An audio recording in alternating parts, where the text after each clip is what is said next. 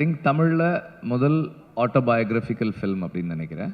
I'm not going to say that this is is best film, because எப்போவுமே ஒரு film மேக்கரோட best அடுத்த படம் தான், இந்த படம் கிடையாது. லைக் ஒரு ஆட்டோபயோகிராஃபியாக எடுக்கணும் அப்படின்னா வாய்ப்புகள் உண்டா?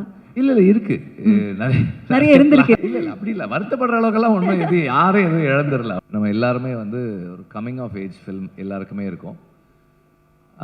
கம்மிங் ஆஃப் ஏஜ் ஃபில்ம் பண்ணும்போது எப்போதுமே வந்து நம்ம பர்சனல் லைஃப் எக்ஸ்பீரியன்ஸஸ்லேருந்து ஏதோ ஒன்று பண்ணுவோம்.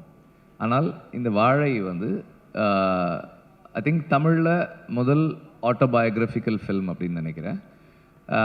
இப்படி ஒரு ஆட்டோபயோகிராஃபிக்கல் ஃபில்ம்னு கிளைம் பண்ணி பண்ணுறது வந்து இதுதான் ஃபர்ஸ்ட் டைம் நினைக்கிறேன் நான். ஏன்னா அப்படி ஒரு படம் பண்ணுறது வந்து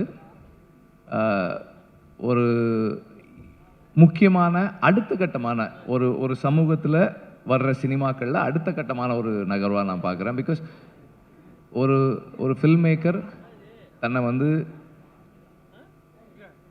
ஒரு பொதுவில் வந்து ஓகே நான் இப்படிப்பட்டவன், நான் இங்கேருந்து வர்றேன் அப்படின்னு வைக்கிறதன் மூலமாக நாம் பார்வையாளர்களாக அந்த ஃபில்ம் மேக்கரையும் அவனுடைய வேர்ல்டை அண்டர்ஸ்டாண்ட் பண்ணிக்கிறது ஒரு பக்கம். இன்னொன்று அவன் தன்னைத்தானே வந்து ஒரு அப்ஜெக்டிவாக பார்க்குறதுக்கும் தன்னுடைய வாழ்க்கையை அதுவரை வந்த இடத்துலேருந்து இதுக்கப்புறம் என்னவா ஆக போகிறோன்றத ஒரு அப்ஜெக்டிவாக ஒரு கிரிட்டிக்கலாக அனலைஸ் பண்ணுறதுக்குமான ஒரு ஸ்பேஸாக இருக்குது.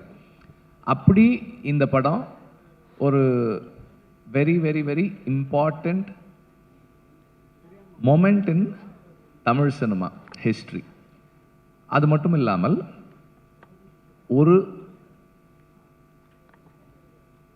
நமக்கு எல்லாருக்குமே ஏதோ ஒரு கஷ்டம் இருக்குது, பிரச்சனை இருக்குது, எல்லா நிலைகள்லையுமே இருக்குது. அந்த கஷ்டங்களில் நாம் துவண்டு போகிறோம், தோற்று போயிடுறோம், நமக்கு இனிமே வாழ்க்கை இல்லை, என்ன பண்ண போகிறோம், இருண்டு போச்சோன்னு நினைக்கிறோம்.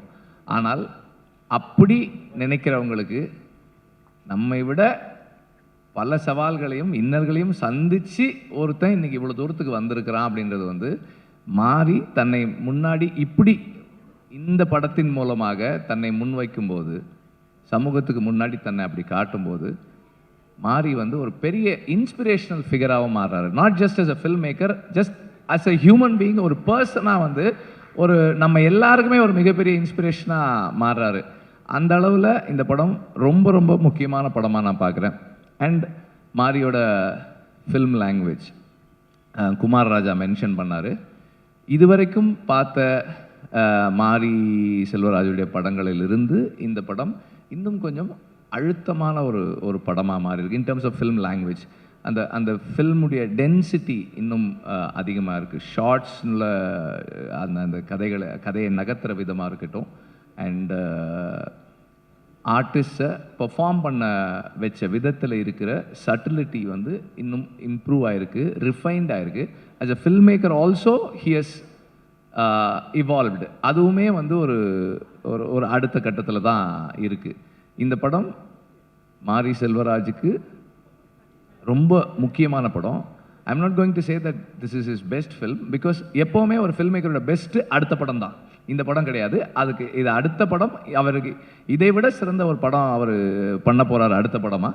ஸோ அதுக்காக தான் நான் எப்போதுமே வெயிட் பண்ணிக்கிட்டே இருக்கிறேன். அந்த விதத்தில் இது ஒரு மிக முக்கியமான படம், அவருக்கு இது வரைக்கும் பண்ண படங்களில் ரொம்ப முக்கியமான படம். அண்ட் அவரோட இந்த ஜேர்னியில் கூட இருந்த அந்த டீம், டெக்னிக்கல் டீம் எல்லாருக்கும் என்னுடைய வாழ்த்துக்களை தெரிவிச்சுக்கிறேன். அண்டு நடித்தவங்களுக்கு இது எவ்வளோ ஒரு கஷ்டமான வேலையாக இருந்திருக்கும் அப்படின்றது எனக்கு தெரியும். ஏன்னா கொஞ்சம் ரியலாக எதையாவது எடுக்கணும் அப்படின்னு நம்ம ட்ரை பண்ணோம்னா அது வந்து யார் மேலே அதிகமான தாக்கத்தை ஏற்படுத்தும், நடிக்கிறவங்களுக்கு தான் அது வந்து பெருசாக தெரியுன்றது எனக்கு தெரியும். அதனால் வந்து இந்த படத்தில் நடித்த ஸோ இந்த படத்தில் நடித்தவங்க சின்ன பசங்களாக இருக்கிறதால அவங்களுக்கு இன்னும் சவால்கள் அதிகமாக இருந்திருக்கும். மாரி வந்து அவங்கள வந்து திட்ட இடத்துல திட்டி, கொஞ்சம் இடத்துல கொஞ்சம் எல்லாம் தாஜா பண்ணியிருப்பார். நிறைய திட்டிருப்பாருன்னு நினைக்கிறேன். இன்னும் அவன் அந்த கோவத்திலே தான் இருக்கான் அவன்.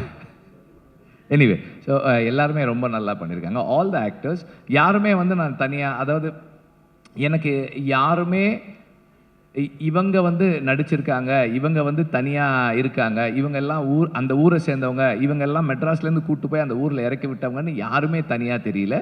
எல்லாருமே அந்தந்த கேரக்டர்ஸாகவே இருந்தாங்க. அந்த அளவுக்கு எல்லாருமே சிறப்பாக நடிச்சிருக்காங்க. My best wishes to the whole team. Thank you sir. நிச்சயம் உங்ககிட்ட ஒரே ஒரு கேள்விங்க சார். கண்டிப்பாக நம்மளோட லைஃப்பில் இருக்கக்கூடிய நிறைய இன்சிடென்ட்ஸ் அங்கங்கே படத்தில் எல்லா டிரெக்டர்ஸோட அந்த இன்ஃப்ளூயன்ஸில் வந்துடும். மேபி உங்களுடைய லைஃப்பில் இருக்கக்கூடிய இன்சிடென்ட்ஸ் அங்கங்கே படத்தில் ஏதாவது ஒரு காட்சியில் நிச்சயமாக நாங்கள் பார்த்துருப்போம். பட் அது உங்களுது தான் அப்படின்னு கனெக்ட் ஆகாது. பிகாஸ் அதோட ஸ்க்ரீன் பிளே அண்ட் ஸ்டோரி டிஃப்ரெண்ட்டாக இருக்கலாம். மேபி வெற்றிமாறன் சாரோட ஏதாவது ஒரு போர்ஷன் பயோபிக்காக எடுக்கணும் அப்படின்னா, ஐ மீன் இந்த சென்ஸ் லைக் ஒரு ஆட்டோபயோகிராஃபியாக எடுக்கணும் அப்படின்னா வாய்ப்புகள் உண்டா? இல்லை இருக்கு. நிறைய இருந்திருக்கு இல்லையா? நான் ரொம்ப நாளைக்கு முன்னாடியே வந்து அப்படி ஒன்று ட்ரை பண்ணோம்.